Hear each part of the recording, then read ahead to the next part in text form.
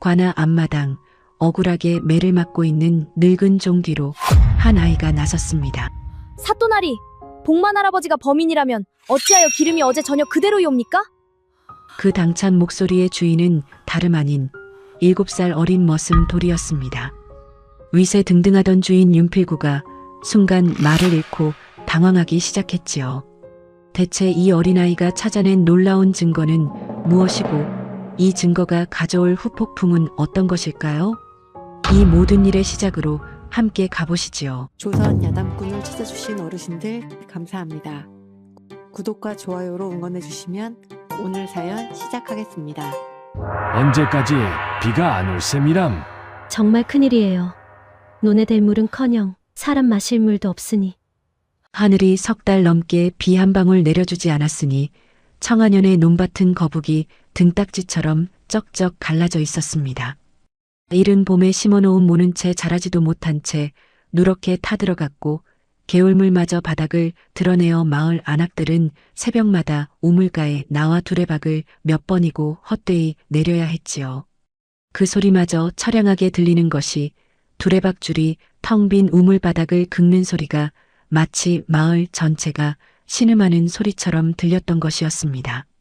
작년 가을거지 때만 해도 그럭저럭 넘어갈 만했건만 겨우내 이어진 가뭄이 봄까지 물러나지 않으면서 청하년 백성들의 살림은 뿌리째 흔들리고 있었습니다. 아이를 업은 안악들의 얼굴에는 핏기가 가시고 늙은이들은 지팡이에 몸을 의지한 채 하루하루를 겨우 버텨내고 있었으니까요.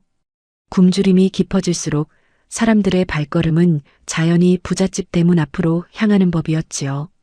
청하년에서 가장 넓은 전답을 가진 이가 바로 윤필구였으니 그 집 곳간에는 지난 가을 거두어들인 쌀 백적이 고스란히 쌓여 있다는 사실을 모르는 이가 없었습니다. 날이 쌀 한 대빵만 빌려주시면 가을에 배로 갚겠습니다요. 대문 틈으로 새어나오는 그 애원소리의 하인 하나가 잠시 걸음을 멈추고 안쪽을 향해 조심스레 여쭈었습니다. 주인 어른, 대문 앞에 백성들이 곡식을 청하고 있사온데 어찌할까요? 윤필구는 사랑방 안에 편안히 앉아 팔짱을 낀 채 미간을 살짝 찌푸릴 뿐이었습니다. 우리 집 곳간도 진작에 바닥났다고 전하여라. 하오나 날이 지난 가을 백석을 거두신 것을 마을 사람들도 다 알고 있을 터인데 바닥났다면 바닥난 것이다. 어서 가서 전하지 못할까? 하인은 더 묻지 못하고 고개를 숙인 채 물러났습니다. 거짓말이었습니다. 꽃간지기로 30년 넘게 이 집안을 지켜온 늙은 종 복만은 그 말이 새빨간 거짓임을 누구보다 잘 알고 있었으니까요. 그는 매일 아침 곳간 문을 열어 곡식의 상태를 살피는 사람이었고 지난 가을 거두어들인 쌀 백석이 아직 30석도 축나지 않은 채 그대로 쌓여 있다는 것을 두 눈으로 확인해 온 사람이었습니다. 그럼에도 그는 아무 말도 하지 못한 채 그저 마당 한 구석에 서서 애처로운 눈길로 대문 밖을 바라볼 뿐이었습니다. 윤필구가 이토록 곡식을 움켜쥐게 된 데에는 나름의 오래된 셈법이 있었습니다. 그는 젊은 시절부터 흉년이 들 때마다 곡식값이 2배, 3배로 뛰어오르는 것을 지켜보며 재산을 불려온 사람이었거든요. 아버지에게 물려받은 전답이 이미 상당했음에도 그는 소작인들에게 곡식을 빌려주고 이자를 곱절로 받아내는 방식으로 부를 쌓아왔던 것이었습니다. 그러던 어느 날 청하년 현감 홍제문이 고을에 방을 붙였습니다. 일주일 후 고을의 큰 지주들이 보유한 곡식과 곡식빚 장부를 조사하겠다.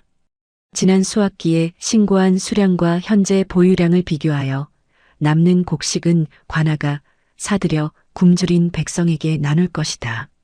이 소식을 전해 들은 윤필구의 낯빛이 순식간에 굳어졌습니다. 그는 밤새 이리저리 궁리한 끝에 아들 윤성재와 수레꾼 최억수를 사랑채로 은밀히 불러들였습니다. 곳간에 백석이 있다. 30석만 남기고 70석은 뒷산 옛 기와 가마터로 옮겨두어라. 조사가 있기 전날 밤 도둑 맞은 것으로 꾸밀 것이야. 윤성재가 고개를 끄덕이며 되물었습니다. 아버님, 그리하면 조사 당일 곳간에는 30석만 남아있을 터인데 현감이 이상히 여기지 않겠습니까? 도둑 맞았다 신고하면 될 일 아니겠느냐? 조사 전날 밤 소란을 피워 사람들 눈을 그쪽으로 돌려놓으면 그만이다. 최혁수는 선뜻 대답하지 못하고 머뭇거렸습니다. 그러자 윤필구의 눈초리가 대번에 사나워졌지요. 어찌 대답이 없느냐? 하기 싫다는 뜻이냐? 아니옵니다, 나리. 다만 사람 여럿이 오가는 일이라 혹여 발각될까 저어되어. 발각되지 않게 하는 것이 내 몫이다. 이 일만 잘 마치면 내 빚은 없던 것으로 해줄 것이야. 그 말에 최혁수는 더 토를 달지 못하고 고개를 숙였습니다. 그의 아내는 지난 겨울부터 시름시름 앓아누워 있었는데 약값을 마련하느라 윤필구에게 곡식을 빌린 것이 화근이 되어 있었으니까요.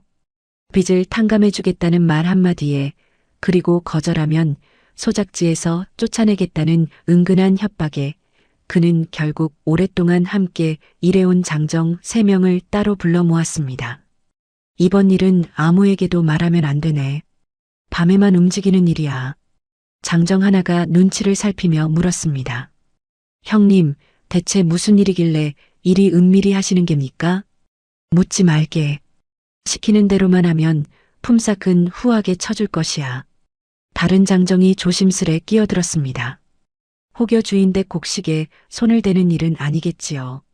최혁수는 그 말에 잠시 눈을 감았다가 낮은 목소리로 답했습니다. 자네들 집에 쌓인 빚 나 몰라라 할 텐가. 이 일만 넘기면 다들 편해질 것이니 그만 캐묻고 따라오게. 장정들은 저마다 밀린 빚이나 당장의 생계 문제로 윤필구의 위세를 거스를 처지가 못되었기에 결국 무거운 걸음으로 따라 나설 수밖에 없었던 것이었습니다. 그날 밤부터 닷새 동안 소달구지 세대가 소리 없이 움직이기 시작했습니다. 사람들이 모두 잠든 깊은 밤과 동이 트기 직전의 새벽녘 이렇게 하루 2차례씩 마구간 옆 작은 쪽문을 통해 수레가 드나들었지요. 문제는 쌀자루를 싣고 내리는 과정에서 자꾸만 나달과 볏짚 부스러기가 흘러 떨어진다는 것이었습니다. 급하게 서두르다 보니 자루 매듭이 헐거워지기 일쑤였고 어둠 속에서 손끝의 감각에만 의지의 일을 하다 보니 미처 살피지 못한 곳에 흔적이 남았던 것이지요. 도리는 며칠 전부터 이상한 광경을 보아왔습니다. 닭장을 돌보러 갈 때마다 닭들이 마구간 옆에 모여 부지런히 쌀알을 쪼아먹고 있었으니까요. 평소 복만 할아버지는 곳간 안팎에서 쌀 한 톨도 흘리는 법이 없었기에 도리는 고개를 갸웃거릴 수밖에 없었던 것이었어요. 하지만 이 어린 머슴은 그것이 무엇을 뜻하는지까지는 미처 헤아리지 못했습니다. 복만 또한 심상치 않음을 느끼고 있었습니다. 그는 매일 아침 곳간 문을 열 때마다 쌀가마니 수를 헤아려 보았는데 하루가 다르게 그 수가 줄어드는 것이 눈에 훤히 보였던 것입니다. 닷새가 지나자 100석이던 곳간에는 겨우 30석만이 남아 있었습니다. 복만은 그 사이 달구지가 오간 횟수와 윤성재와 최혁수 그리고 낯익은 장정 3명이 밤마다 마구간 쪽문을 드나들던 모습까지도 하나하나 마음속에 새겨두고 있었지요. 곡식을 옮기는 마지막 밤 뜻밖의 일이 벌어졌습니다. 윤성재가 갈림길에 이르자 최혁수의 측근 장정 1명을 슬며시 불러 세운 것이었습니다. 여보게, 잠시 이리 와보게. 장정이 다가서자 윤성재는 품속에서 은전 몇 잎을 꺼내 그의 손에 쥐어주며 나직이 말했습니다. 이번 한 자루만은 저쪽 장터 빈 창고로 옮겨두게. 아무에게도 말할 필요 없네. 장정이 놀란 눈으로 되물었습니다. 도련님, 그리하면 가마터로 가야 할 수량이 모자라지 않겠습니까? 최서방님께서 아시면.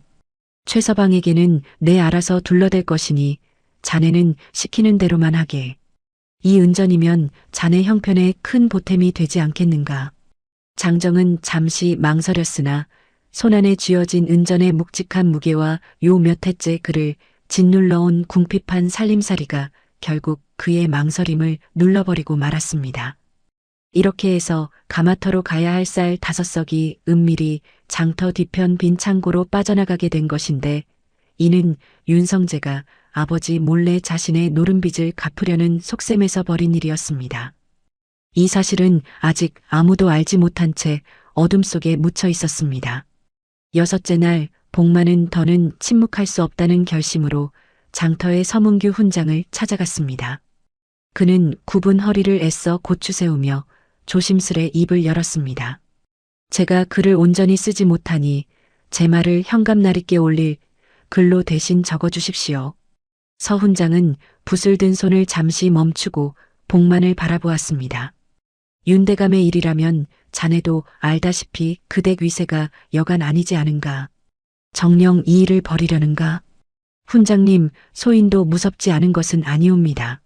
하나 굶어 죽는 백성들 앞에서 곳간이 비었다 거짓을 고하는 것을 더는 두고 볼 수가 없사옵니다.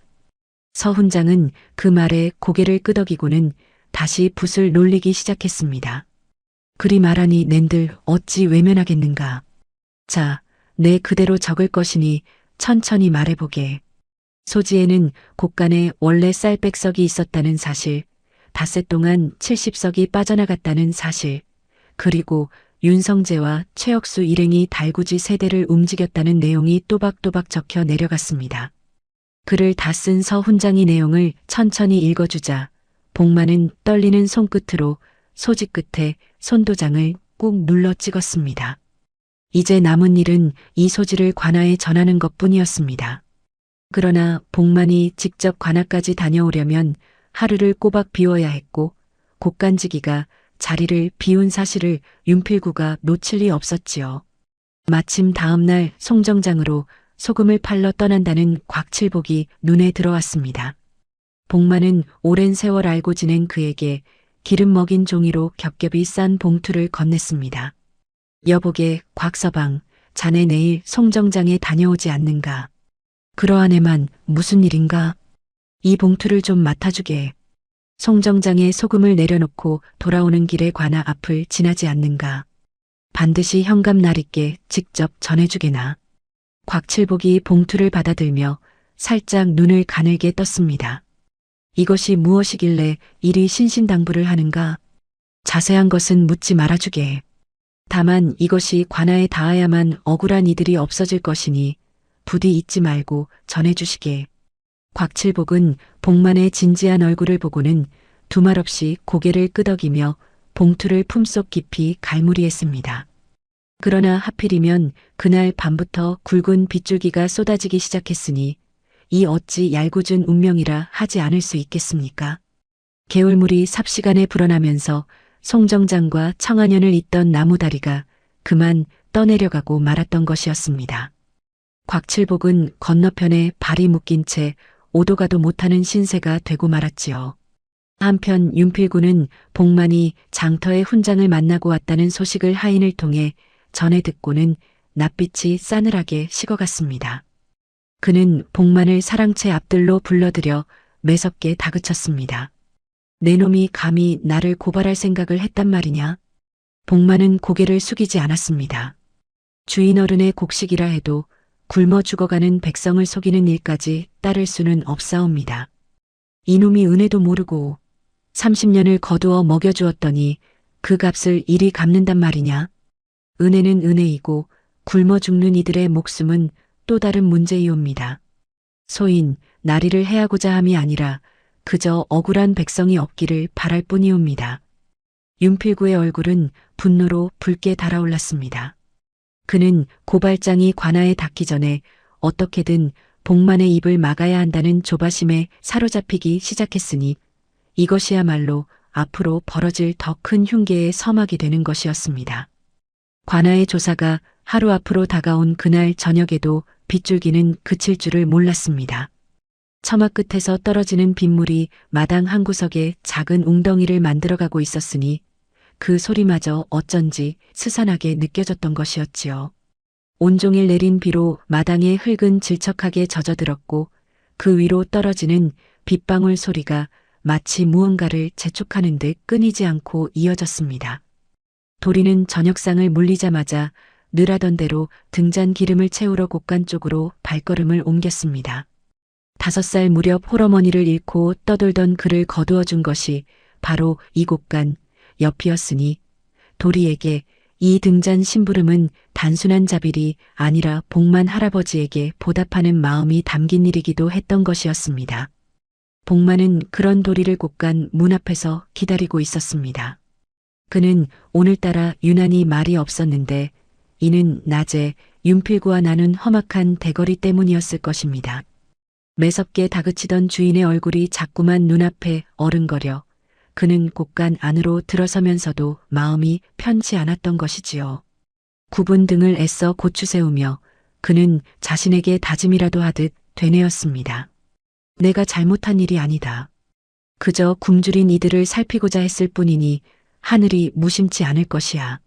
그러나 마음 한구석에는 여전히 불안이 스멀스멀 피어오르고 있었습니다. 돌아, 이리 와서 나 좀 도와다오. 오늘은 30석이 제대로 남았는지 다시 한번 세어보아야겠다. 도리가 고개를 갸웃거리며 물었습니다. 할아버지, 어제도 세셨잖아요. 또 세시게요? 그래야 마음이 놓일 것 같구나. 요 며칠 마음이 뒤숭숭해서 말이다. 도리는 영문을 알지 못한 채 복만을 도와 쌀가마니 술을 함께 헤아렸습니다. 어린 손으로 가마니를 하나하나 짚어가며 셈을 하는 도리의 모습을 복만은 흐뭇한 눈길로 바라보았지요. 자신이 가르쳐준 셈법을 이렇게 요긴하게 써먹는 것을 볼 때마다 복만은 이 아이를 거둔 것이 헛되지 않았다는 생각에 마음 한편이 따뜻해지곤 했던 것입니다.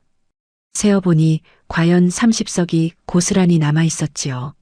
복만은 그제야 안도의 한숨을 내쉬며 곳간 문을 잠갔습니다.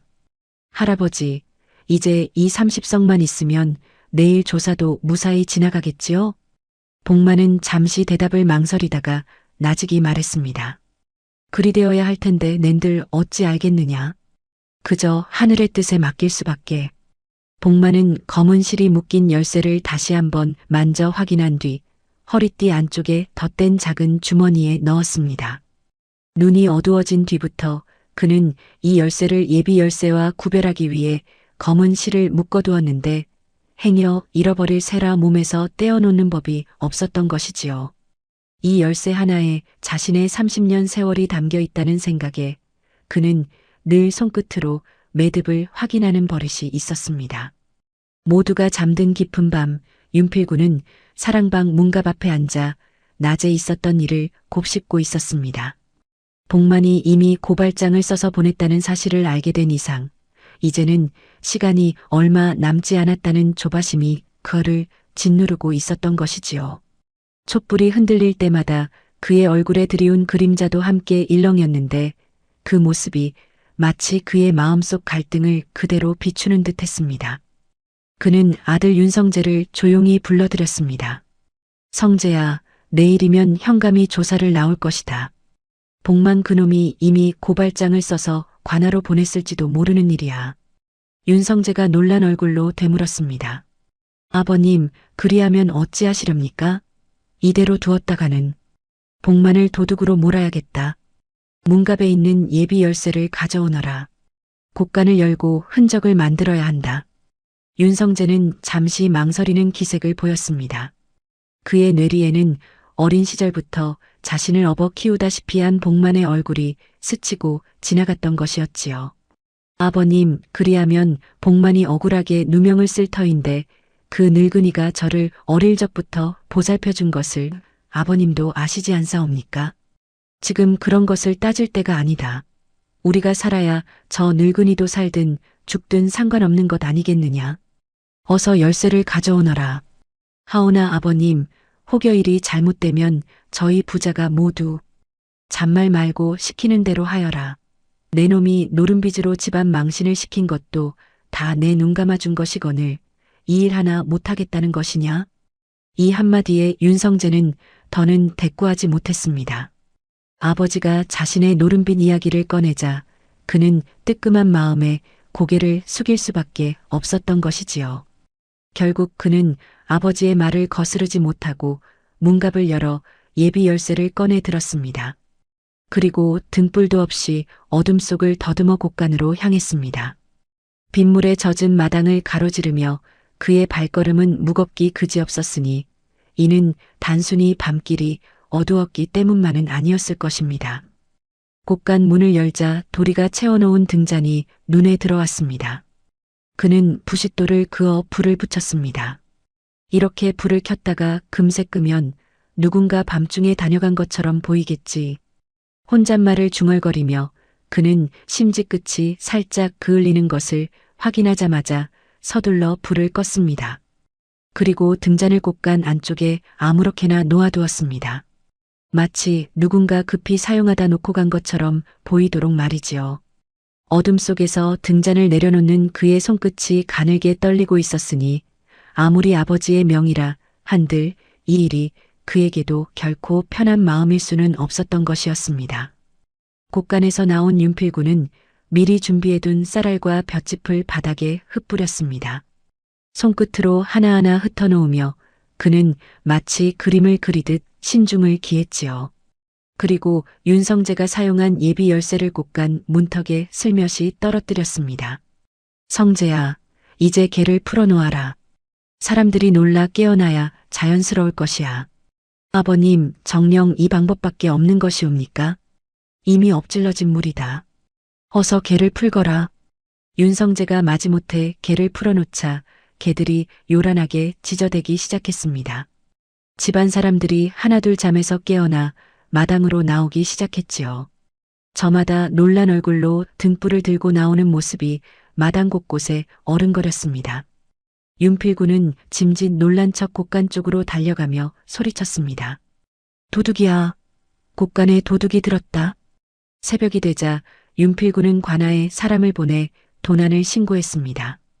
그리고 아침 일찍 도착한 아전들 앞에서 그는 문턱에서 발견된 열쇠를 들어보이며 목소리를 높였습니다. 이 열쇠를 보십시오. 복만이 바깥 공범들을 불러들여 밤새 곡식을 빼돌린 것이 틀림없습니다. 복만은 그 말에 화들짝 놀라 항변했습니다. 나리, 저것은 소인의 열쇠가 아니옵니다. 소인의 열쇠는 여기 몸에 지니고 있사옵니다. 이놈이 어디서 거짓을 고하는 것이냐? 내가 30년을 이 곳간을 지켜온 것을 온 마을이 다 아는데 내 놈 말고 누가 이 짓을 벌였겠느냐? 나리, 소인은 정녕 억울하옵니다. 저 열쇠를 자세히 보아주십시오. 검은 실이 묶여있지 않사옵니다. 그러나 윤필구의 하인들은 복만의 겉옷과 소매만 거칠게 뒤졌을 뿐 허리띠 안쪽에 덧댄 작은 주머니까지는 미처 살피지 못했습니다. 이놈이 거짓말을 하는구나. 매우 쳐라. 복만은 매질을 당하면서도 억울함을 호소했습니다. 나리, 소인은 정녕 결백하옵니다. 어찌 소인을 이리 몰아붙이시는 것이옵니까? 하지만 그의 외침은 곳간 안뜰에 흩어질 뿐이었습니다. 결국 복만은 포승줄에 묶여 관아로 끌려가는 신세가 되고 말았지요. 이 광경을 지켜보던 도리는 눈물을 훔치며 몰래 그 뒤를 따라갔습니다. 자신을 거두어 밥을 나눠주고 숫자와 셈을 가르쳐준 은인이 이렇게 끌려가는 모습을 보고 있자니 어린 마음에도 가슴이 미어지는 듯 했던 것이었어요. 진창길을 맨발로 따라가면서도 도리는 눈을 떼지 못했으니 그 작은 가슴 속에 복만을 향한 믿음만큼은 조금도 흔들리지 않았던 것입니다. 관아에 도착한 윤필구는 홍제문 현감 앞에서도 같은 주장을 되풀이했습니다. 현감날이 이자가 외부 공범들과 짜고 밤새 등잔을 켜놓은 채 쌀 70석을 빼돌렸습니다. 이 열쇠가 그 증거이옵니다. 홍 현감은 열쇠를 살펴보며 물었습니다. 복만이라 하였느냐? 내가 정녕 이 곡식을 훔쳤단 말이냐? 복만은 무릎을 꿇은 채 고개를 저었습니다. 현감날이 소인은 결백하옵니다. 저 열쇠는 소인의 것이 아니옵니다. 허나 내가 30년 넘게 이 곳간을 지켜온 자이고 이 열쇠가 곳간 문턱에서 발견되었다 하니 어찌 의심하지 않을 수 있겠느냐. 복만은 답답한 마음에 목소리를 높이려다 매맞은 몸이 욱신거려 다시 고개를 떨구고 말았습니다. 증거물로 가져온 등잔이 마당 한쪽에 놓여 있었습니다. 그때 뒤편에서 지켜보던 도리가 조심스럽게 앞으로 나서며 입을 열었습니다. 현감날이 소인이 한 말씀 여쭈어도 되겠사옵니까? 아전들이 놀라 아이를 제지하려 했습니다. 이 무슨 무례냐? 어린 것이 어찌 관아 일에 끼어드는 것이냐? 그러나 홍 현감이 손을 들어 만류했습니다. 내버려 두어라. 말해보아라. 도리는 등잔을 가리키며 조심스레 말했습니다. 복만 할아버지가 밤새 이 등잔을 켰다 하셨는데 어찌하여 기름이 어제 저녁 그대로이옵니까? 소인이 어제 저녁 이 등잔에 기름을 가득 채웠사온데 밤새 켰다면 심지도 많이 타고 기름도 많이 줄었어야 하지 않겠사옵니까? 마당에 있던 모든 이들의 시선이 일제히 등잔으로 향했습니다. 등잔은 깨지지 않은 채 온전했고 도리가 전날 저녁 채워둔 기름도 거의 줄지 않은 상태였지요. 심지는 끝부분만 살짝 그을려 있을 뿐이었습니다. 홍 현감은 직접 등잔을 들어 기름의 양과 심지 상태를 꼼꼼히 살펴보았습니다. 그리고 낮은 목소리로 말했습니다. 이 등잔은 밤새 사용된 것이 아니다. 누군가 불을 켰다는 흔적만 만들려고 잠깐 켠 것일 수 있다. 윤필구의 얼굴에 순간 당황한 기색이 스쳤습니다. 현감날이 그것은 아이가 잘못 본 것일 수도 어린 것이 등잔의 이치를 어찌 알겠사옵니까? 등잔의 기름은 거짓을 말하지 않는다. 아이가 매일 저녁 이 일을 해왔다면 그 누구보다 이 등잔의 상태를 잘 알 것이 아니겠느냐. 홍 현감은 단호하게 말을 자르고는 아전들에게 명했습니다. 복만에 대한 문초를 일단 중단하라. 그리고 윤필구의 곡간과 관련 장부를 모두 봉하고 현장을 다시 조사하도록 하라. 이 뜻밖의 명령에 윤필구의 낯빛이 창백해졌습니다. 그가 애써 감추려 했던 진실이 어린 머슴 하나가 던진 물음 하나로 서서히 그 실마리를 드러내기 시작한 것이었으니 이것이야말로 하늘이 정한 이치가 아니고 무엇이었겠습니까? 밤새 퍼붓던 비는 아침이 되어서야 겨우 그쳤습니다. 그러나 마당은 여전히 질척거려서 발을 디딜 때마다 진흙이 집신에 엉겨붙었으니 어제의 폭우가 얼마나 거셌는지를 그대로 말해주는 듯 했지요. 처마 끝에서는 아직도 물방울이 뚝뚝 떨어지고 있었고 마당 곳곳에는 크고 작은 물웅덩이가 그대로 고여 있었습니다. 하늘은 잔뜩 흐려 있어서 언제 또 비가 쏟아질지 알 수 없는 노릇이었지요. 홍제문 현감과 아전들은 아침 일찍 윤필구의 집으로 다시 향했습니다. 어젯밤 등잔 사건으로 문초가 중단된 뒤 현감은 밤새 이 사건이 그리 간단치 않으리라는 예감에 잠을 설쳤던 것이었지요. 그는 관아의 좁은 방 안에서 몇 번이고 몸을 뒤척이며 어제 그 어린 머슴의 물음을 곱씹어 보았습니다. 등잔의 기름이 그대로였다는 것은 분명 누군가 잠깐 켰다 끈 것이 틀림없다. 허나 그것이 정녕 복만의 짓이 아니라면 대체 누가 그런 짓을 했단 말인가. 이런저런 생각에 잠을 이루지 못한 채 뒤척이던 그는 결국 새벽녘이 되어서야 겨우 눈을 붙였던 것이었습니다. 관아를 나서며 그는 김주부를 향해 나직이 일렀습니다. 오늘은 대문에서 곡간까지 마당 전체를 낱낱이 살펴야 할 것이다. 어제의 등잔만으로는 아직 확신하기 이르니 말이야. 예, 현감날이. 소인도 어젯밤 그 등잔을 보고 마음이 개운치 않았사옵니다. 30년 곡간지기가 그리 어리석은 실수를 저지를 리 없다는 생각이 자꾸만 들었사옵니다. 자네도 그리 느꼈는가? 나 역시 마찬가지였네. 복만이라는 자, 재물에 눈이 어두워 죄를 저지를 위인으로는 보이지 않았거든. 두 사람은 그렇게 말을 주고받으며 윤필구의 저택 대문 앞에 다다랐습니다. 윤필구는 이날도 같은 주장을 되풀이했습니다. 그는 어젯밤 등잔 사건으로 궁지에 몰렸음에도 좀처럼 물러설 기색을 보이지 않았으니 그만큼 필자적이었던 것이겠지요. 간밤에 그는 한숨도 자지 못한 채 어떻게든 이 위기를 넘길 궁리만 하고 있었습니다. 현감날이 복만이 곡간에서 쌀을 꺼내어 대문 밖의 공범들에게 넘긴 것이 틀림없사옵니다. 이 늙은 종이 30년 넘게 이 곡간을 지켜왔으니 곡간의 사정을 그 누구보다 잘 아는 자가 아니겠사옵니까? 윤대감, 어제 그 등잔의 기름이 그대로였던 것은 어찌 설명하시겠소? 그것은 아이가 어제 기름을 제대로 채우지 않았거나 혹은 잘못 본 것이 아니겠사옵니까? 돌이라는 아이가 매일 저녁 그 일을 해왔다 들었소. 제 손으로 매일 하던 일을 잘못 볼 리가 있겠소이까? 윤필구는 순간 말문이 막혔으나 이내 다시 목소리를 높였습니다. 어찌되었든 이 늙은 종이 아니고서야 그 누가 곳간의 사정을 알고 이런 짓을 벌이겠사옵니까? 홍 현감은 별다른 대꾸 없이 곳간에서 대문까지 이어지는 마당을 천천히 걸으며 살피기 시작했습니다. 그의 눈길이 젖은 흙바닥 구석구석을 훑고 지나갔습니다. 한 걸음 한 걸음 신중하게 내디디며 그는 마치 무언가를 찾아 헤매는 사냥꾼처럼 날카로운 눈빛으로 마당을 훑었지요. 그런데 아무리 살펴보아도 이상한 점이 눈에 띄었습니다. 마당에는 집안 사람들이 아침에 오간 가벼운 발자국들만 어지러이 남아있을 뿐 무거운 쌀자루를 반복해서 나른 흔적이나 깊게 패인 발자국은 전혀 보이지 않았던 것이지요. 김주부, 자네도 이리 와서 이 발자국들을 보게. 김주부가 다가와 살펴보더니 고개를 갸웃거렸습니다. 현감날이 참으로 이상하옵니다. 쌀 70석이라면 결코 적은 양이 아닌데 그것을 짊어지고 여러 차례 오간 흔적이 있어야 마땅하온데 말이옵니다.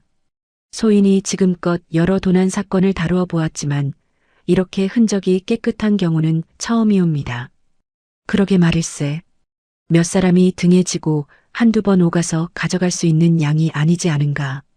여러 대의 달구지가 밤새 반복해서 드나들어야 할 터인데 그 흔적이 어디에도 보이지 않으니 참으로 괴이한 노릇이야. 이때 마당 한쪽 구석에서 상황을 지켜보고 있던 도리가 조심스레 다가왔습니다. 그는 어젯밤부터 관아 마당 한 구석에서 뜬 눈으로 지새우며 복만 할아버지의 처지를 걱정하고 있었는데 오늘 아침에도 현감을 따라 이곳까지 온 것이었지요. 밤새 뒤척이며 잠을 설친 탓에 그의 작은 눈은 벌겋게 충혈되어 있었습니다. 그가 대문과 젖은 마당을 번갈아 바라보다가 조심스레 입을 열었습니다. 현감날이 소인이 한 말씀 여쭈어도 되겠사옵니까? 아전 하나가 눈살을 찌푸리며 말리려 했습니다. 어린 것이 또 나서는구나. 물러가 있거라. 그러나 홍 현감은 이미 어제 이 아이의 말이 큰 실마리가 되었음을 기억하고 있었기에 손을 들어 제지했습니다. 내버려 두어라. 말해보아라. 쌀 70석을 어젯밤에 훔쳤다면 달구지가 여러 번 오갔어야 하지 않겠사옵니까? 그런데 어째서 대문 앞에는 새술의 자국이 하나도 없사옵니까? 소인이 매일 이 마당을 오가며 닭장을 돌보았사온데 이런 자국은 본 적이 없사옵니다. 이 물음의 마당에 있던 모든 이들의 시선이 다시 한번 대문 쪽으로 쏠렸습니다. 윤필구의 낯빛이 순간 흔들렸지만 그는 이내 표정을 가다듬고 둘러댔습니다. 그것은 새벽에 하인들이 놀라 마당을 쓸어 흔적을 없앴기 때문이 아니겠소이까. 홍 현감이 그 말에 곧바로 반박했습니다. 윤대감, 젖은 마당을 빗자루로 쓸었다면 길게 밀린 흙과 쓸림 자국이 남아야 마땅한 법이요. 그런데 이 마당 어디에도 그런 흔적이 보이지 않으니 어찌된 일이요? 윤필구는 순간 말문이 막혔습니다. 그는 애써 침착한 척했지만 이마에는 식은땀이 배어나오고 있었지요.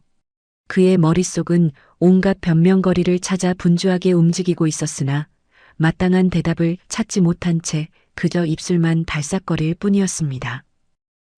그것은 하인들이 서두르다 보니 자국이 남지 않게 조심스레 쓸었을 수도. 쓸었다면서 어찌 쓸림 자국조차 남지 않는단 말이오? 이는 이치에 맞지 않소이다. 홍 현감은 다시 김주부를 향해 물었습니다. 최근 며칠 동안 이 집안의 달구지가 움직인 적이 있었는지 알아보게. 김주부는 즉시 최억수를 불러 물었습니다. 이보게, 최서방. 요 며칠 사이 이 집에 달구지를 사용한 적이 있는가? 최억수는 순간 눈동자가 흔들렸습니다. 지난 닷새밤 자신이 직접 몰았던 달구지의 무게가 아직도 손끝에 남아있는 듯 했으나 그는 이내 고개를 저으며 답했습니다. 소희는 한 번도 사용한 적이 없사옵니다. 그의 목소리가 살짝 떨리는 것을 김주부는 놓치지 않았습니다. 그러나 당장 이를 캐물을 물증은 없었지요. 그 옆에 서 있던 윤성재 역시 시선을 피하며 거짓을 고했습니다.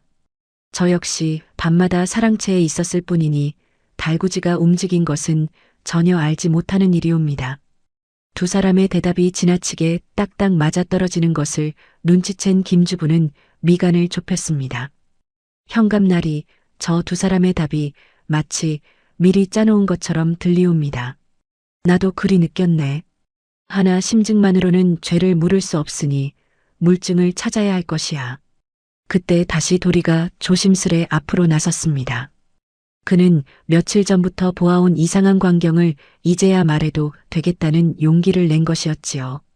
사실 그는 어제부터 이 이야기를 할까 말까 몇 번이고 망설였는데 혹시 자신의 말이 틀려서 복만 할아버지에게 더 해가 되지는 않을까 하는 두려움 때문이었습니다. 그러나 지금 이 순간이 아니면 다시는 말할 기회가 없을지도 모른다는 생각에 그는 용기를 내어 입을 열었습니다. 현감날이 소인이 며칠 전부터 이상한 것을 보았사옵니다. 무엇을 보았느냐? 닭들이 며칠째 마구간 옆에서 쌀알을 쪼아 먹었사옵니다. 복만 할아버지는 쌀을 흘리면 한 톨도 남기지 않으셨는데 어찌하여 마구간 쪽에만 쌀알과 볏짚이 계속 떨어져 있었는지 소인도 이상하게 여겼사옵니다. 처음에는 그저 닭들이 신이 나서 좋아라 했는데 지금 생각해보니 그것이 예산일이 아니었던 것 같다옵니다. 이 말에 홍 현감의 눈빛이 순간 날카로워졌습니다. 그는 즉시 마구간 쪽으로 걸음을 옮기며 물었습니다. 그 쌀알이 언제부터 떨어져 있었다고 하였느냐? 나흘, 아니 닷새쯤 전부터이옵니다. 처음 보았을 때는 그저 넘겼사온데 매일 같은 자리에 계속 떨어져 있는 것을 보고서야 조금씩 이상하다 느꼈사옵니다. 김주부가 옆에서 거들었습니다. 현감날이 아이의 말이 사실이라면 곡식이 대문이 아니라 마구간 쪽으로 옮겨졌을 가능성이 있사옵니다. 대문은 사람들 눈에 잘 띄는 곳이나 마구간 옆쪽문은 후미진 곳이라 밤중에 오가기에 훨씬 은밀하지 않겠사옵니까? 옳은 말일세. 여러 날에 나누어 조금씩 옮겼다면 대문 앞처럼 눈에 띄는 흔적이 남지 않았을 수도 있겠구나. 홍 현감의 시선이 대문에서 서서히 마구간 쪽으로 옮겨갔습니다. 그는 잠시 마구간과 그 옆에 딸린 작은 쪽문을 번갈아 바라보더니 낮은 목소리로 중얼거렸습니다. 곡식이 사건 당일 대문으로 빠져나간 것이 아니라 여러 날에 걸쳐 저쪽 문으로 옮겨졌을 가능성이 생기는구나. 윤필구는 그 말에 등골이 서늘해지는 것을 느꼈습니다. 겉으로는 여전히 태연한 척했지만 그의 속내는 이미 요동치고 있었던 것이지요. 어린 머슴 하나가 던진 물음이 실타래처럼 얽혀있던 진실의 끝자락을 하나씩 풀어헤치기 시작한 셈이었으니 이 어찌 두렵지 않았겠습니까? 그는 애써 태연한 척 헛기침을 하며 다시 입을 열었습니다. 현감날이 어린 것의 말만 믿고 이리 소란을 피우시는 것은 온당치 않은 줄로 아뢰옵니다. 온당치 않다면 윤대감께서 직접 저쪽 문을 열어 보여주시겠소? 윤필구는 순간 말문이 막혔습니다. 그가 머뭇거리는 사이 홍 현감은 이미 아전들을 향해 명을 내리고 있었습니다. 마구간과 저쪽 문 주변을 샅샅이 살펴보아라. 달구지가 있다면 그것도 함께 조사하도록 하여라. 아전들이 마구간 쪽으로 흩어져 조사를 시작하자 윤필구는 애써 태연한 척 헛기침을 하며 자리를 벗어나려 했습니다. 그러나 홍 현감의 눈길이 그런 그를 놓치지 않았습니다. 윤대감, 어디를 그리 급히 가시려는 것이오? 아직 조사가 끝나지 않았소이다. 소인은 그저 목이 말라 물이라도 한 모금. 조사가 끝날 때까지 이 자리에 계셔야 할 것이오. 윤필구는 마지못해 걸음을 멈추었습니다. 그의 이마에는 식은땀이 송골송골 맺혀 있었으니 이는 단순히 날씨 탓만은 아니었을 것입니다. 진실이 서서히 그 실체를 드러내려 하는 이 순간 그의 마음속에서는 두려움과 초조함이 뒤섞여 소용돌이치고 있었던 것이었어요. 그는 곁눈질로 아들 윤성재를 바라보았는데 윤성재 역시 안절부절 못하는 기색이 역력했습니다. 도리는 그런 윤필구의 모습을 물끄러미 바라보았습니다. 어린 그의 눈에도 무언가 크게 잘못되었다는 것이 점점 또렷하게 보이기 시작했으니 복만 할아버지의 억울함이 밝혀질 날이 머지않았다는 작은 희망이 그의 가슴 속에서 조금씩 피어오르고 있었던 것이지요. 그는 두 손을 꼭 맞잡은 채 마구간 쪽에서 아전들이 무엇을 찾아낼지 숨죽여 지켜보았습니다. 아전들은 명을 받자마자 마구간 안팎을 샅샅이 뒤지기 시작했습니다. 어젯밤까지 쏟아진 폭우로 마당에 남아있던 오래된 바퀴 자국은 대부분 씻겨나가고 없었지만 비를 피하도록 마구간 안쪽 깊숙이 세워둔 소달구지 세대만큼은 그 흔적을 온전히 간직하고 있었으니 이 어찌 하늘의 뜻이 아니라 할 수 있겠습니까? 마구간 안은 말들이 내뿜는 콧김과 마른 집 냄새가 뒤섞여 있었고 그 어스름한 그늘 속에서 아전들의 손길이 분주하게 움직이고 있었습니다. 아전 하나가 달구지의 널판자 틈을 유심히 들여다보다가 놀란 목소리로 외쳤습니다. 현감나리, 이걸 좀 보십시오. 홍 현감이 다가가 살펴보니 널판자 틈새마다 으깨진 쌀알과 볏짚 부스러기가 빼곡히 끼어 있었습니다. 마치 오랜 세월 곡식을 실어 날랐던 흔적이 고스란히 새겨진 듯한 모습이었지요.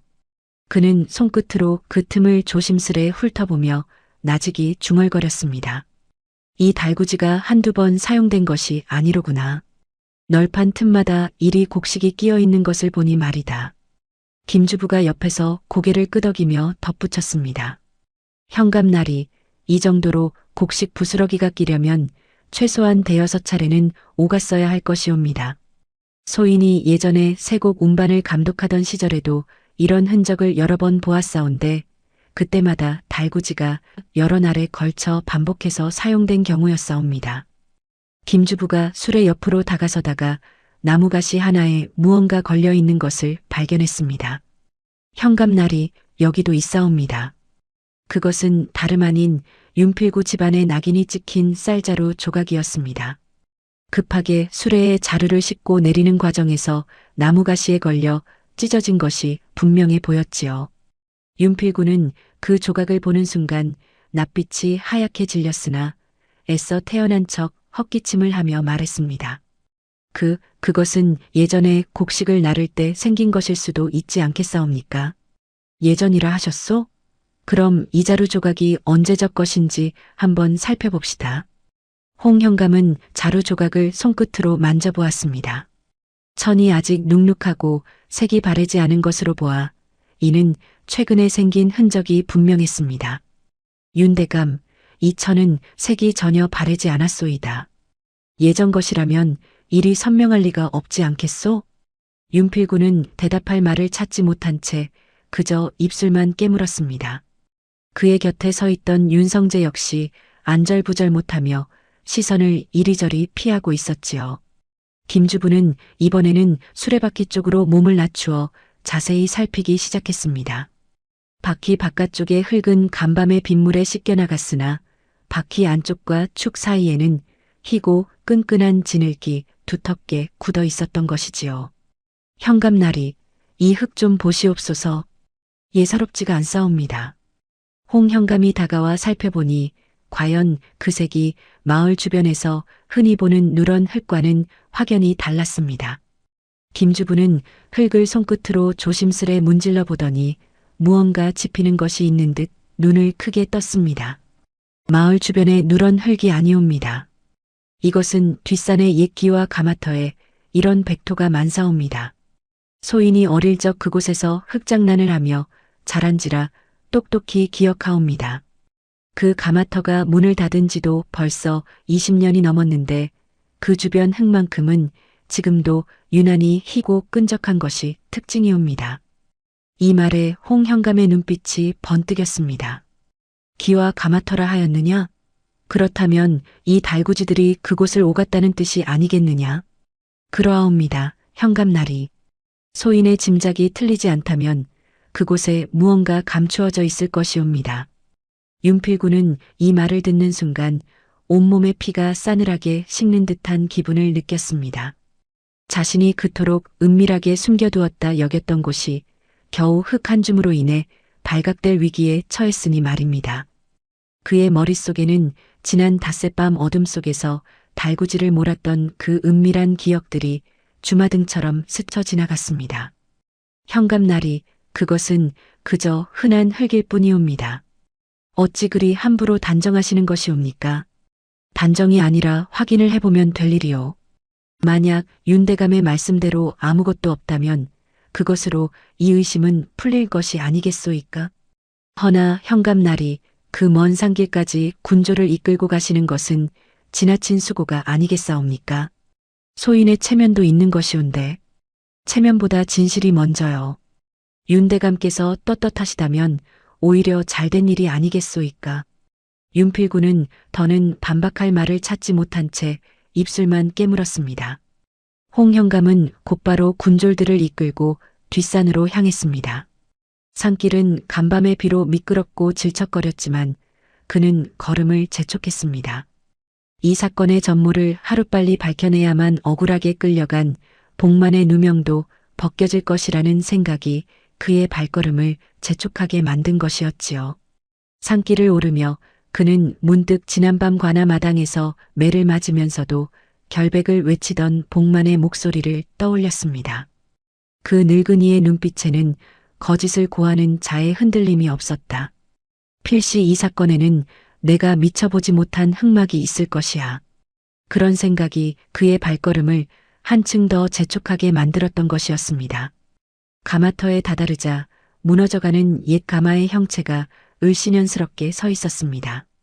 오랜 세월 사용하지 않아 지붕은 반쯤 내려앉았고 주변에는 잡초가 무성하게 자라 있었지요.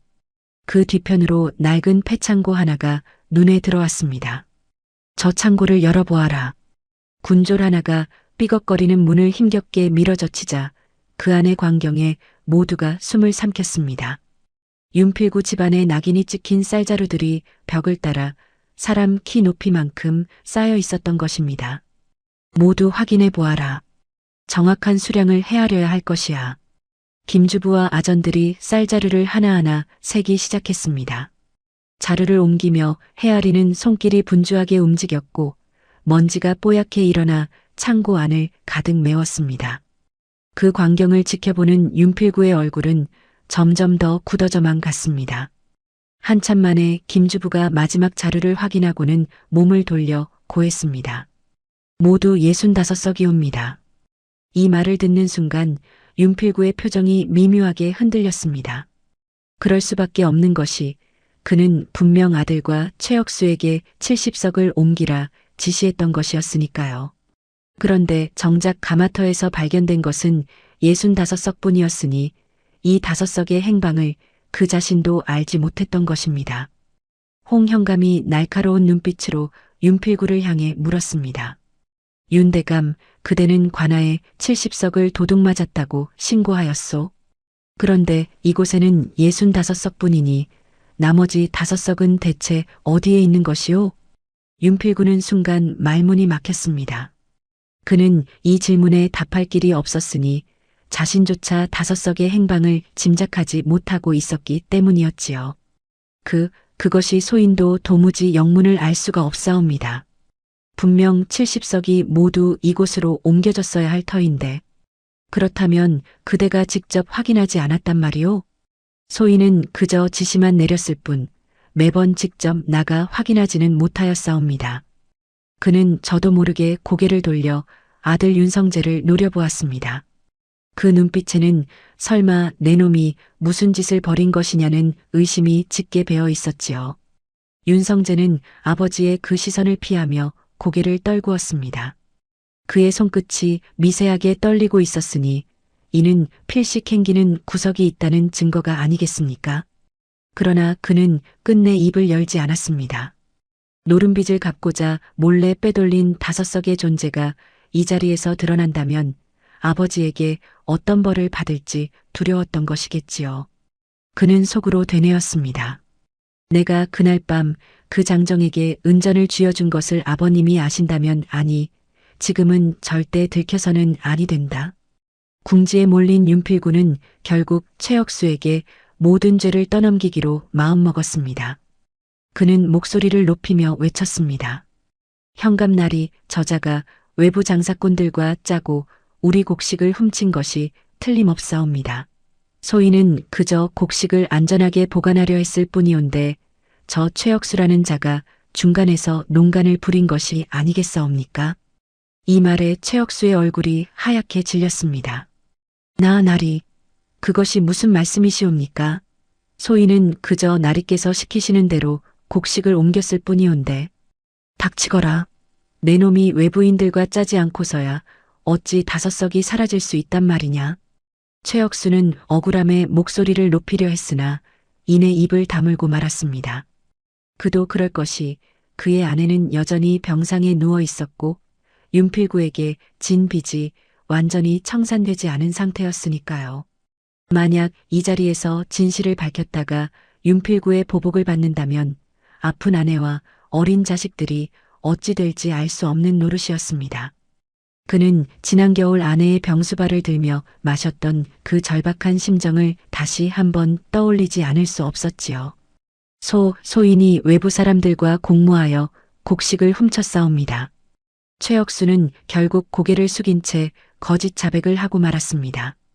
그의 목소리는 떨리고 있었고 그 떨림 속에는 감출 수 없는 억울함과 두려움이 뒤섞여 있었던 것이지요.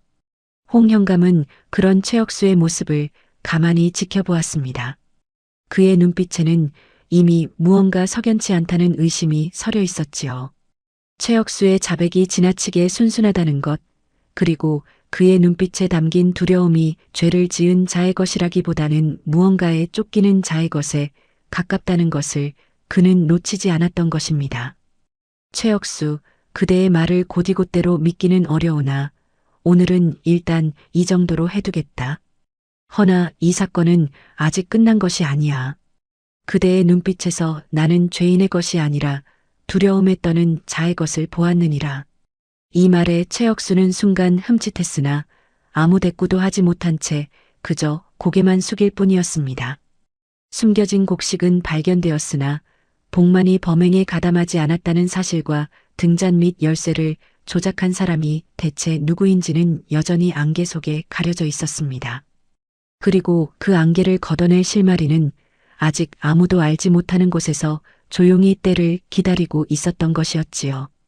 가마터에서 65석을 찾아낸 뒤 홍현감은 곧바로 관하로 돌아와 문턱에서 발견된 열쇠를 다시 조사하기 시작했습니다. 이 열쇠 하나가 복만의 목숨을 좌우할 결정적인 물증이었으니 신중에 신중을 기하지 않을 수 없었던 것이지요. 그는 관하로 돌아오는 내내 마음이 무거웠는데 이는 65석이라는 숫자가 애초 윤필구가 지시했다는 70석과 맞아떨어지지 않는다는 사실 때문이었습니다. 분명 5석의 행방이 묘연한데 이것이 복만의 결백과 어떤 관련이 있을 것인가. 그런 생각을 곱씹으며 그는 열쇠를 손에 들고 이리저리 돌려보며 낮은 목소리로 중얼거렸습니다. 이 열쇠가 참으로 복만의 것이 맞는지 오늘은 반드시 밝혀내야 할 것이야. 윤필구는 그 곁에서 여전히 같은 주장을 굽히지 않았습니다. 현감날이 그것이 복만이 평소 사용하던 곳간 열쇠가 틀림없사옵니다. 문턱에서 발견되었으니 이보다 더 확실한 증거가 어디 있겠사옵니까? 윤대감 그리 자신하시니 오히려 소인의 의심이 깊어지는구려. 정녕 그것이 복만의 열쇠라면 어찌 곧바로 확인해보지 못할 이유가 있겠소이까? 그런데 그때 마당 한쪽에서 상황을 지켜보던 도리가 열쇠를 유심히 바라보다가 고개를 세차게 저었습니다. 그는 매일 저녁 복만 할아버지가 곳간 문을 잠글 때마다 그 곁에서 등잔을 채우며 지켜보아 왔기에 이 열쇠의 생김새를 누구보다 잘 기억하고 있었던 것이었지요. 복만 할아버지가 잠들기 전 늘 손끝으로 매듭을 확인하던 그 모습이 도리의 눈에는 선명하게 남아 있었던 것입니다. 현감날이 저것은 복만 할아버지의 열쇠가 아니옵니다. 어찌 그리 단언하는 것이냐? 복만 할아버지의 열쇠에는 검은 실이 묶여 있사옵니다. 눈이 어두워지신 뒤로 다른 열쇠와 구별하려고 손수 묶어두신 것이온데 저 열쇠에는 아무런 실도 묶여 있지 않사옵니다. 소인이 매일 저녁 할아버지 곁에서 그 열쇠를 보았사온데 어찌 잘못 볼 리가 있겠사옵니까? 이 말에 관아 마당이 순간 술렁였습니다. 홍 현감은 열쇠를 다시 한번 자세히 살펴보았고 과연 도리의 말대로 그 어디에도 실이 묶인 흔적은 없었습니다. 아전들은 지금 즉시 복만을 다시 제대로 수색하여라.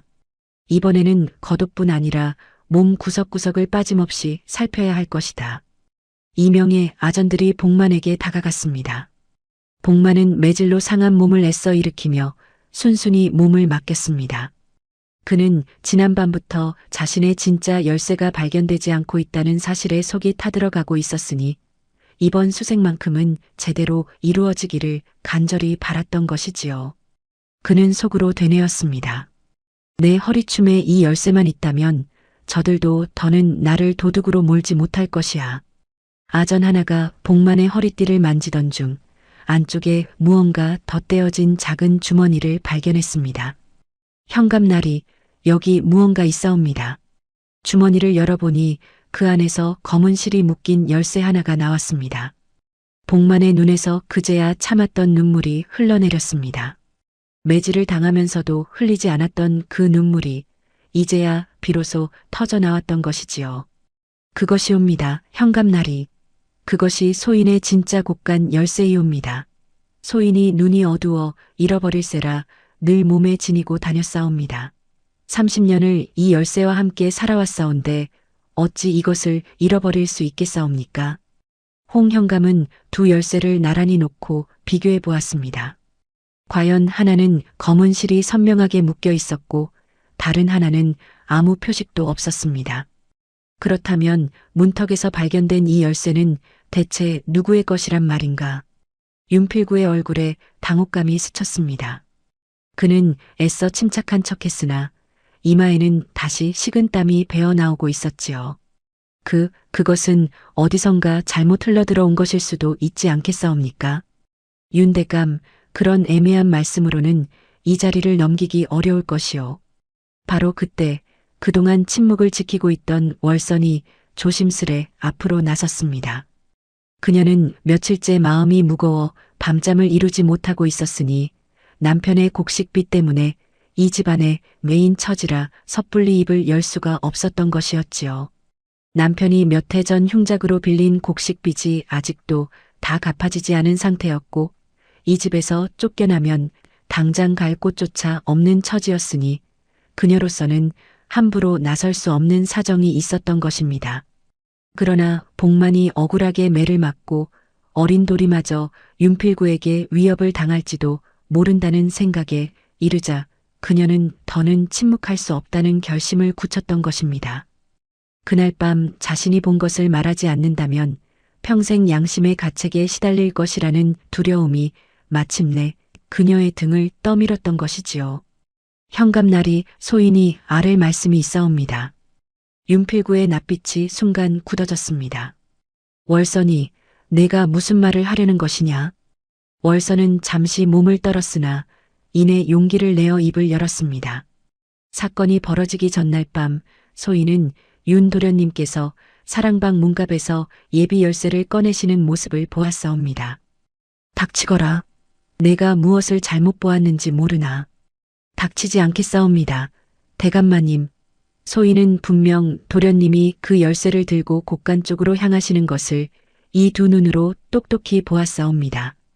그날 밤 소인은 부엌에서 물을 기르러 나왔다가 우연히 그 모습을 보게 되었사온데 처음에는 그저 무슨 일인가 하였으나 이내 심상치 않음을 느꼈사옵니다. 그리고 잠시 뒤 곳간에서 불빛이 켜졌다가 금세 꺼지는 것도 보았사옵니다. 월선의 목소리는 처음에는 떨렸으나 말을 이어갈수록 점점 또렷해졌습니다.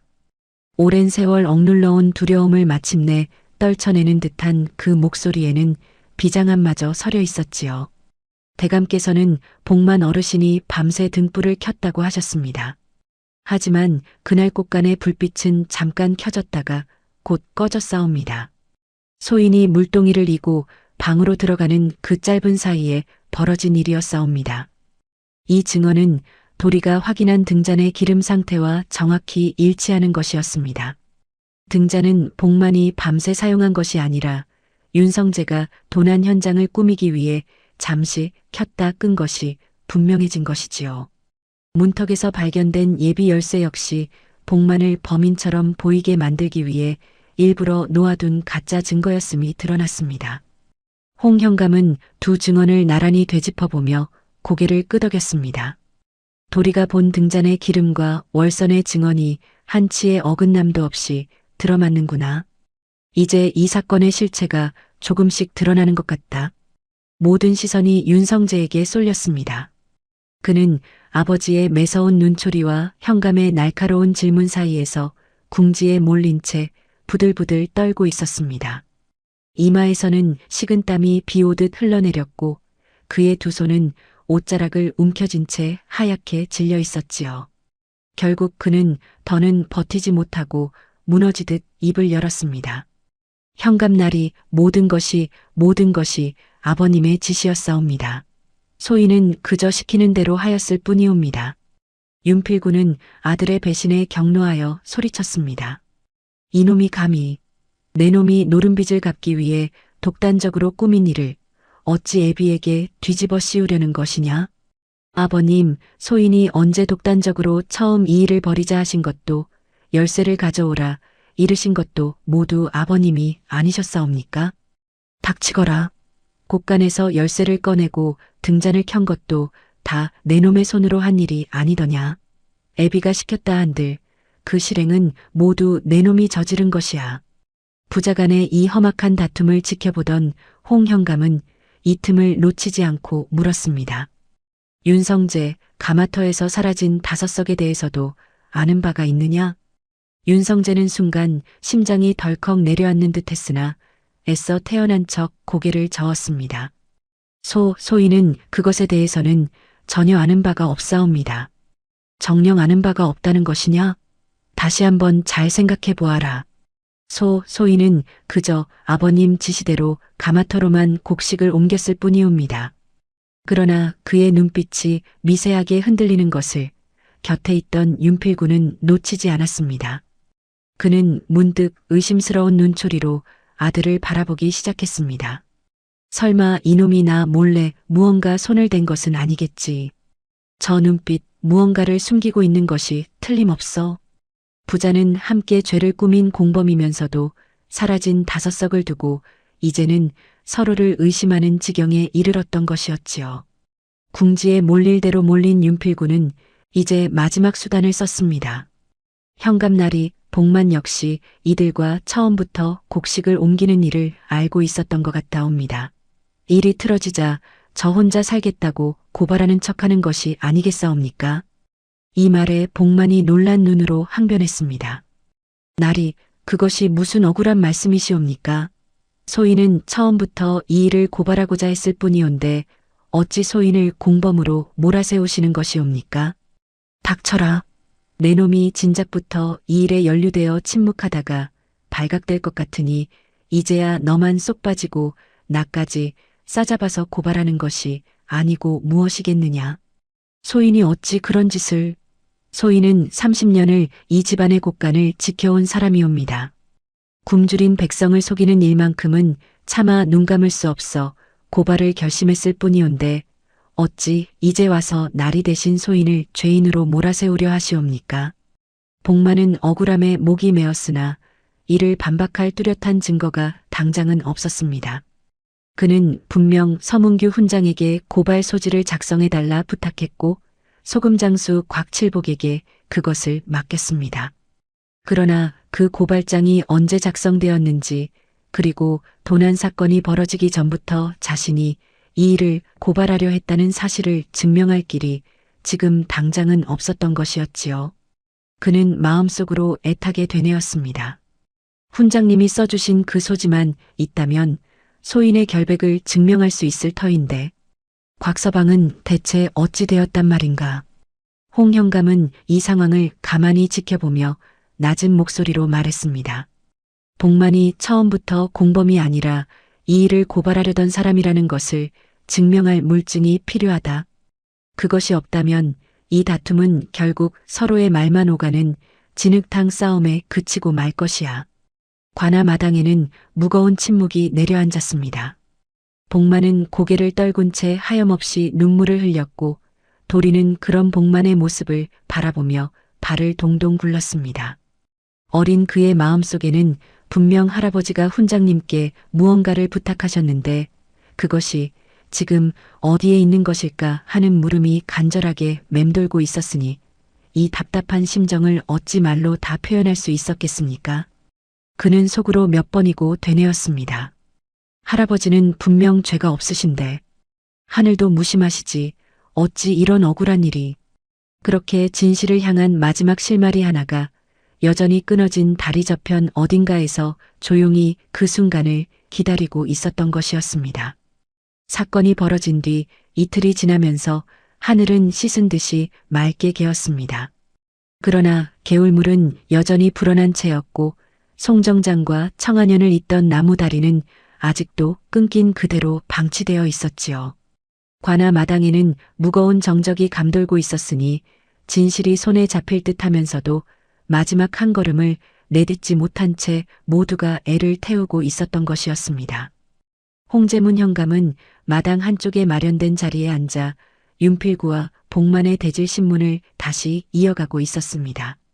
그는 어제부터 밤잠을 설쳐가며 이 사건을 곱씹었으니 등잔의 기름과 검은 실 열쇠, 월선의 증언까지 모든 정황이 복만의 결백을 가리키고 있음에도 불구하고 정작 복만이 도난 사건 이전부터 고발을 준비했다는 사실을 뒷받침할 확실한 물증이 없다는 것이 못내 마음에 걸렸던 것이지요. 그는 지난밤에도 촛불을 밝힌 채 사건의 정황을 하나하나 되짚어보며 잠을 이루지 못했으니 심증만으로 한 사람의 30년 세월을 도둑으로 낙인 찍을 수는 없다는 신념이 그의 마음 깊은 곳에 자리하고 있었던 것입니다. 복만, 내가 진정 억울하다면 도난 사건이 있기 전부터 고발을 준비했다는 증거를 내놓아야 할 것이다. 복만은 답답한 마음에 가슴을 쳤습니다. 현감날이 소인이 분명 서문규 훈장님께 소지를 써달라 부탁드리고 곽칠복 그 사람에게 전해달라 맡겼사온데 어찌 되었는지 소인도 알 길이 없사옵니다. 혹여 그 소지가 관아에 닿지 못한 것이라면 소인은 이대로 억울하게 죄인이 되고 마는 것이옵니까? 그의 목소리에는 절망이 짙게 배어 있었습니다. 곁에서 이를 지켜보던 도리 역시 두 주먹을 꼭 쥔 채 입술을 깨물고 있었으니 어린 마음에도 이 답답한 상황이 얼마나 절박한 것인지 짐작할 수 있었던 것이지요. 바로 그때였습니다. 관아 마당 밖에서 다급한 사내의 목소리가 들려왔습니다. 현감나리를 베어야 하옵니다. 모두의 시선이 일제히 그쪽으로 쏠렸습니다. 집신과 바짓단에 진흙이 굳게 엉겨붙고 옷자락은 눅눅하게 젖은 채 지친 기색이 역력한 사내 하나가 소금지게를 진 채 서 있었으니 다름 아닌 곽칠복이었습니다. 그는 숨을 헐떡이며 관아 안으로 뛰어들어왔지요. 그의 이마에는 땀이 송골송골 맺혀 있었고 며칠간 제대로 씻지도 못한 듯 얼굴에는 여독이 가득했습니다. 소인, 청안현과 송정장을 오가며 소금을 팔던 곽칠복이라 하옵니다. 복만 어르신의 일로 급히 아랠 말씀이 있어 이리 달려왔사옵니다. 이 말에 복만의 얼굴이 순식간에 밝아졌습니다. 그는 지푸라기라도 잡는 심정으로 곽칠복을 바라보았습니다. 곽서방, 자네가 정녕 왔단 말인가? 복만 어르신, 소인이 일이 늦어 참으로 송구하옵니다. 곽칠복은 품속에서 기름 먹인 종이로 여러 겹 감싼 봉투를 조심스레 꺼내 들었습니다. 복만 어르신께서 나흘 전 소인에게 맡기신 글이옵니다. 송정장에 소금을 내려놓고 돌아오던 길에 개울물이 불어나 다리가 떠내려갔사옵니다. 소인은 건너편 주막에서 이틀 동안 발이 묶여 오도 가도 못하는 신세가 되었사옵니다. 홍 현감이 다급히 물었습니다. 어찌 이리 늦게 도착한 것이냐? 자세히 고하여라. 소인이 주막에 발이 묶인 사이 마음이 얼마나 조급했는지 모르옵니다. 밤마다 비가 그치기만을 기다리며 다리 쪽을 몇 번이고 바라보았사온데 물살이 좀처럼 잦아들지 않았사옵니다. 어제 겨우 비가 그치기는 하였으나 다리가 아직 복구되지 않아 소인은 결국 산길로 크게 우회하는 수밖에 없었사옵니다. 밤새 산길을 넘어오느라 발도 여러 번 헛디뎠지만 이 소지를 반드시 전해야 한다는 생각에 쉬지 않고 걸었사옵니다.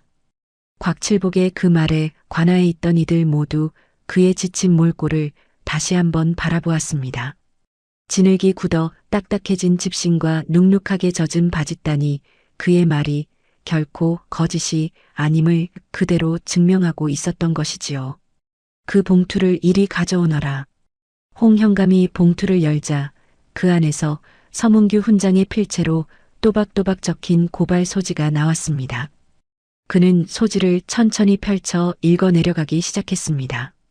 윤필구의 곳간에 원래 쌀 100석이 있었음, 닷새 동안 쌀 70석이 빠져나갔음, 윤성재와 최혁수, 장정 3명이 곡식을 옮겼음, 소달구지 세대가 마국간 옆 작은 문으로 드나들었음, 달구지가 뒷산기와 가마터 방향으로 향했음, 운반이 끝난 뒤곳간에는 30석만 남았음, 복만이 관아의 현장 조사를 요청함. 소지 끝에는 복만의 손도장이 선명하게 찍혀 있었습니다. 무엇보다 중요한 것은 이 소지에 적힌 날짜였으니 그것은 분명 도난 사건이 벌어지기 전날의 것이었습니다. 윤필구의 낯빛이 하얗게 질렸습니다. 그는 다급히 소리쳤습니다. 현감날이 그 소지가 언제 작성된 것인지 어찌 확신하시옵니까? 혹여 저 늙은이가 뒤늦게 날짜를 꾸며 적은 것일 수도 있지 않사옵니까? 윤대감, 그리 의심이 많으시다면 이 소지를 작성한 자에게 직접 물으면 될 일이 아니겠소이까? 홍 현감은 즉시 서문규 훈장을 관아로 불러들였습니다. 서 훈장은 관아에 들어서자마자 소지를 살펴보고는 고개를 끄덕였습니다. 현감날이 이 소지의 글씨는 분명 소인이 직접 쓴 것이 맞사옵니다. 복만이 찾아와 부탁한 그날 소인이 직접 받아 적고 날짜까지 새겨 넣었사옵니다. 그날이 바로 도난 사건이 벌어지기 하루 전이었사옵니다. 그대는 어찌 그리 확신하는가?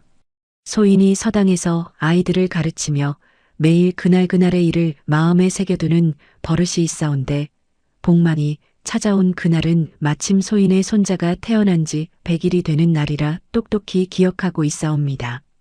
그날 저녁 온 가족이 모여 100일상을 차렸는데 그 자리에 나서기 전 복만의 부탁을 받고 붓을 들었던 것이라 날짜가 틀릴 리가 없사옵니다. 곽칠복도 곁에서 거들었습니다.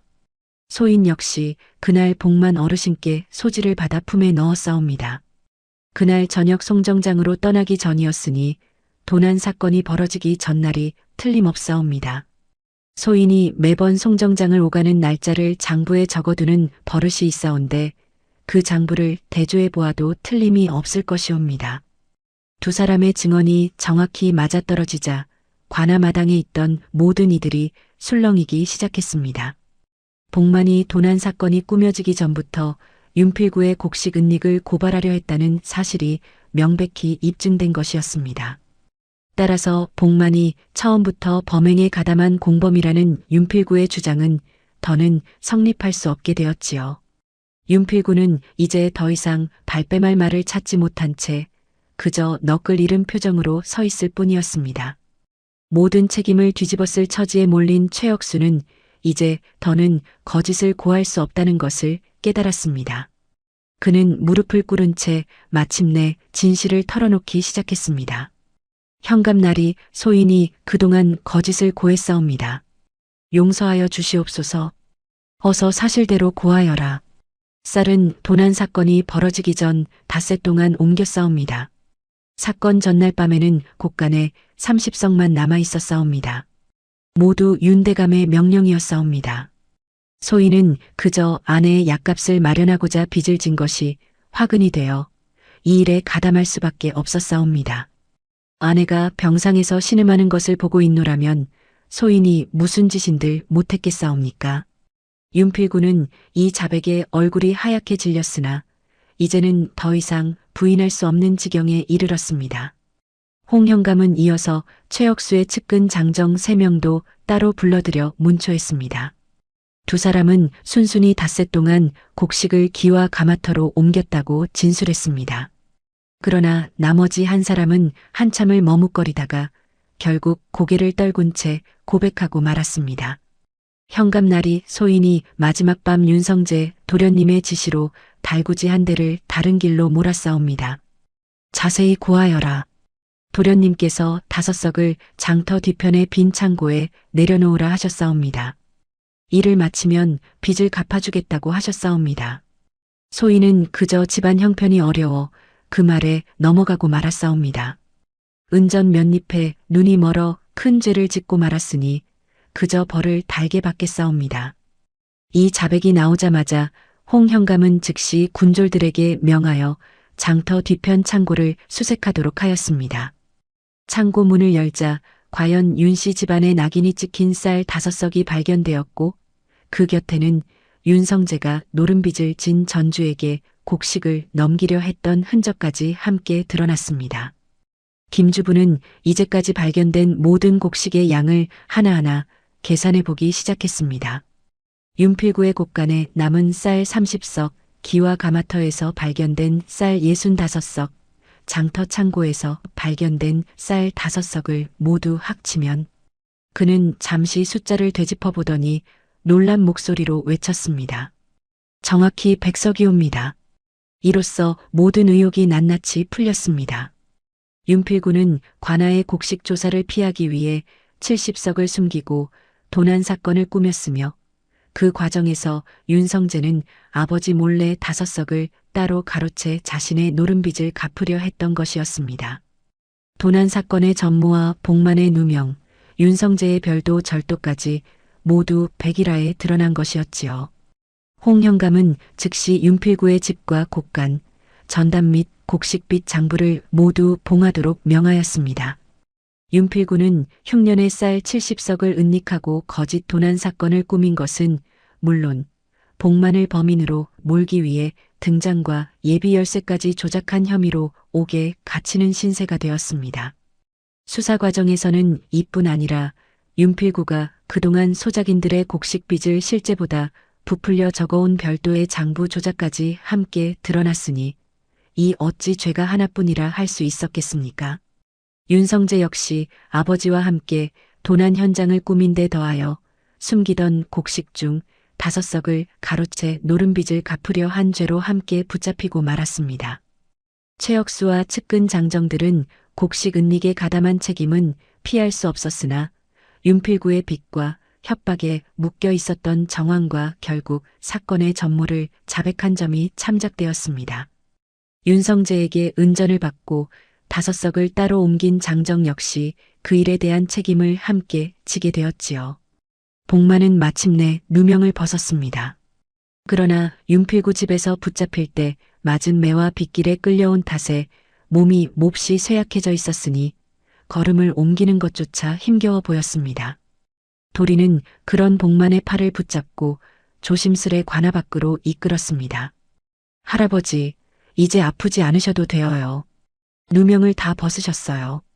복만은 걸음을 멈추고 도리의 작은 손을 꼭 잡았습니다.